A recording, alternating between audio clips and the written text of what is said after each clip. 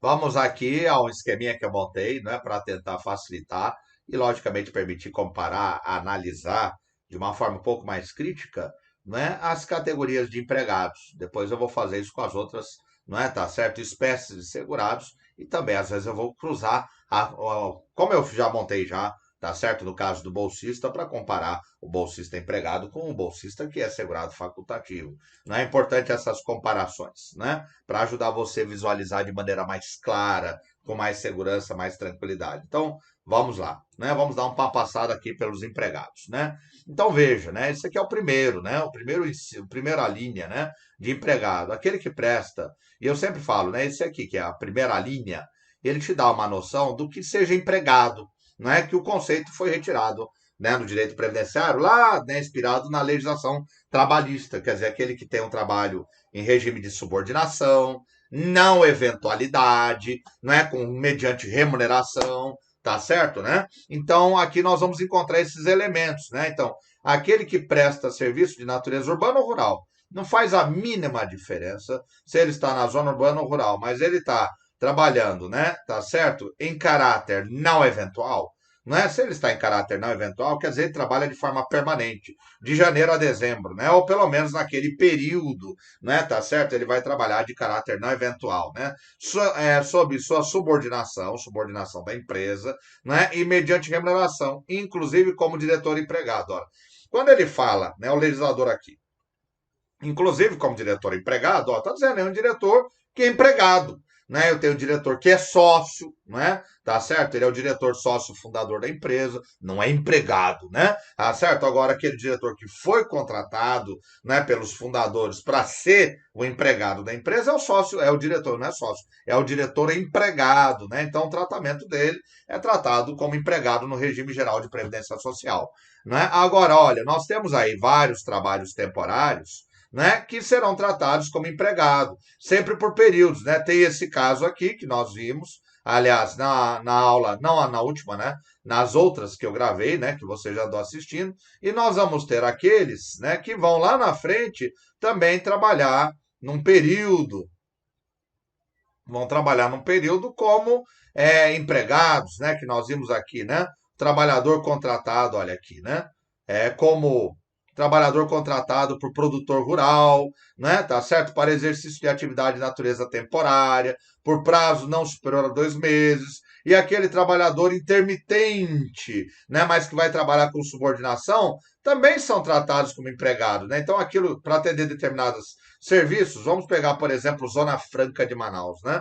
Zona Franca de Manaus sempre teve um histórico, né, de determinados períodos, como perto de Copa do Mundo, né? A produção das indústrias precisa aumentar para atender, né, principalmente televisores, para o brasileiro poder ver seus jogos, né? Tá certo? E aí ele precisa contratar em caráter temporário por 2, 3 meses, né? A pessoa, o cidadão, a cidadã para poder trabalhar. Né? Então, este trabalhador temporário da Zona Franca de Manaus, ele é tratado como empregado aqui, né? Então, ele está aí numa situação de empregado no regime geral de previdência social.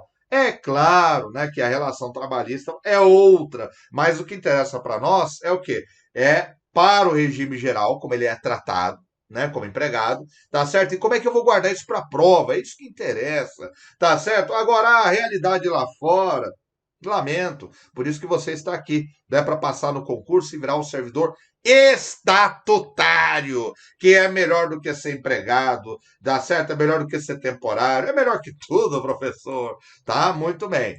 Então vamos lá, né? Olha lá.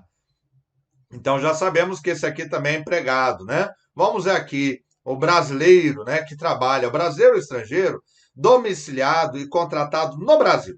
Tá certo? Olha só. Brasileiro, estrangeiro, domiciliado e contratado no Brasil. Veja, são muito parecidos, né? Tá certo? Ele vai ser contratado no Brasil, o brasileiro ou estrangeiro, para trabalhar como empregado no exterior. Olha, se ele vai ser contratado para trabalhar como empregado no exterior, ele é empregado.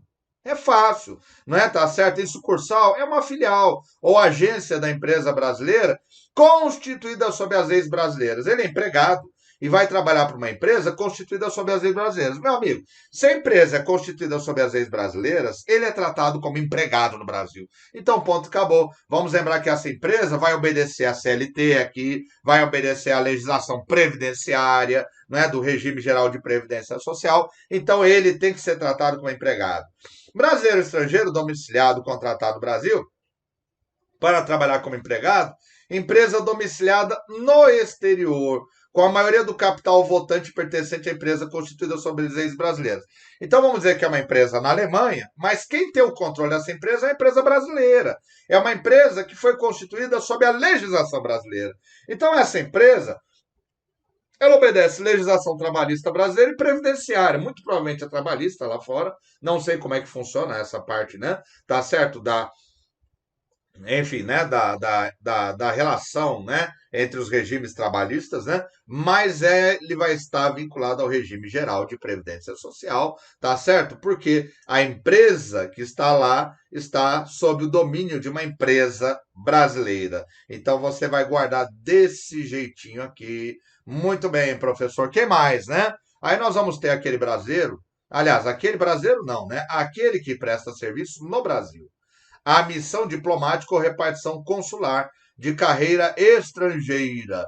Né? Então, quer dizer, aquele que trabalha para uma missão, trabalha para uma embaixada norte-americana, tá certo? Ele presta serviço no Brasil, para uma embaixada da Colômbia, para um consulado da Argentina, ou repartição consular de carreira e a órgãos elas subordinadas. Ora, se ele está trabalhando no Brasil para uma embaixada americana, para um consulado argentino, né, ele vai estar afiliado ao regime geral de previdência como empregado.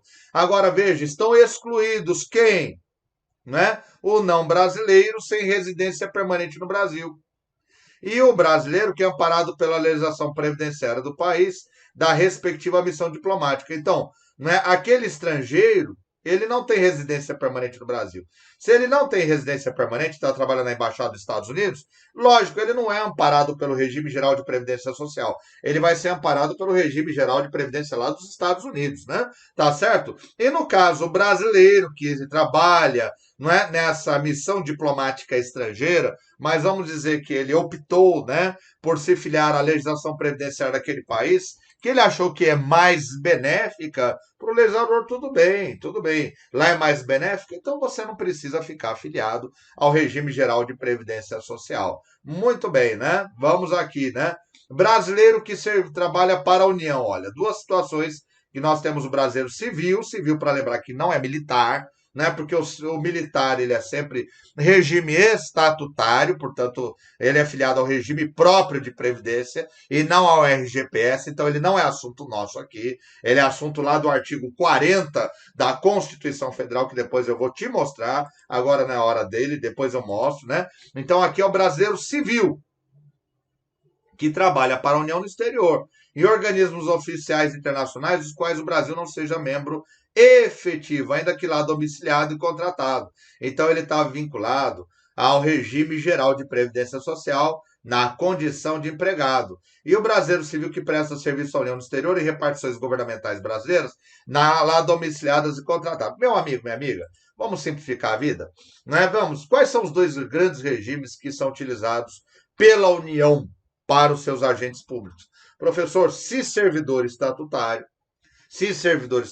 é o policial federal, é o pessoal do Itamaraty, não é? Tá certo? São os auditores e auditoras fiscais da Receita Federal, né? Se servidores estatutários estarão filiados ao regime próprio de previdência social. Aí é por exclusão, não é questão de decorar, é questão de raciocínio. Agora, se eles trabalham para, né, agentes civis que trabalham para a União e não estão amparados por regime próprio, então eles não são estatutários. Se eles não são estatutários, né, eles estão filiados ao regime geral na condição de empregados. Agora veja, tanto no retângulo de cima, né, olha lá, brasileiro civil que trabalha para a União no exterior. Ué, se ele está trabalhando para a União, então ele está sendo tratado como se fosse um empregado público, né? Tá certo? Equiparado ao empregado público. Então, regime geral de previdência social para ele, na condição de empregado. Brasileiro civil que presta serviços para a União em repartições governamentais brasileiras, lá domiciliado contratado. Ele foi contratado no exterior. É como se o legislador falasse assim: bom, esse brasileiro que nós vamos contratar no exterior, vamos abrir uma embaixada, por exemplo, né, na Tailândia. Lá tem provavelmente, né, um novo consulado. Vamos abrir um novo consulado e vamos contratar brasileiros que já estão lá, morando na Tailândia para trabalhar para a gente. Então, ele vai estar afiliado ao regime geral de previdência social como empregado. É como se empregado fosse, né? Tá certo? Muito bem, para assegurar para ele benefícios, né, no momento da aposentadoria, né? Nós temos dois bolsistas. Nós temos um bolsista que é segurado facultativo, né? Ou seja, ele só vai virar segurado se ele optar, e nós temos um bolsista que é empregado. E como é que eu vou identificar esse bolsista que é empregado na prova, professor? Porque vai aparecer assim: em desacordo com a Lei 11.788. Não, Marco, eu tenho que decorar a Lei 11.788. Não. Não é o único que vai aparecer essa expressão, em desacordo com a lei. Né? Você pode até esquecer o número da lei, né? Mas se apareceu na sua prova em desacordo com a lei, nós estamos diante, né, do nosso querido empregado, é um bolsista empregado, tá certo? Ele vai ser tratado como empregado pelo regime. Olha agora, nós temos servidor e servidor, mas é fácil. Que servidor que vai ser amparado como empregado em regime geral de previdência social? Professor, aquele servidor que trabalha, por exemplo, para as empresas públicas, né? Tá certo? Ele é empregado público, na verdade, ele não é servidor estatutário, então ele é amparado pelo regime geral de previdência, é o empregado da Caixa Econômica, é o empregado do Banco do Brasil, da Petrobras. Tá, professor, isso a gente já sabe, professor. O senhor não está dizendo nada novo, professor, tá? Agora, diga alguma coisa nova. Tudo bem, né? Naqueles entes federados, né, que faltou, né, o legislador legislar sobre criar um estatuto para os seus servidores, né? Aliás, o estatuto ele criou, faltou criar um regime de previdência próprio, né? Se não há um regime de previdência próprio, tá? Nesses casos, eles serão filiados ao regime geral como empregados, né? Empregados. Agora, ia falar já empregado público. Como empregado, você viu a escorregada, mas não escorreguei, quase, né?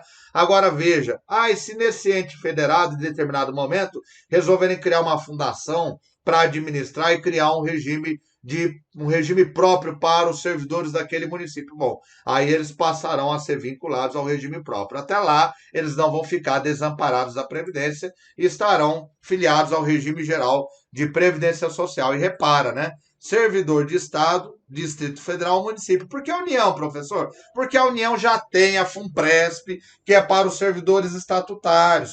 É a FUNPRESP que administra o chamado RPPS da União, Regime Próprio dos Servidores Estatutários, né? Tá certo? O pessoal que trabalha na Receita, na Polícia Federal, nos ministérios. Agora, o servidor que é ocupante, não importa se União, Estado, DF, município, olha, ocupante exclusivamente de cargo em comissão, né? É aquele servidor que você vai conversar e fala com ele assim, você trabalha aqui na prefeitura, né?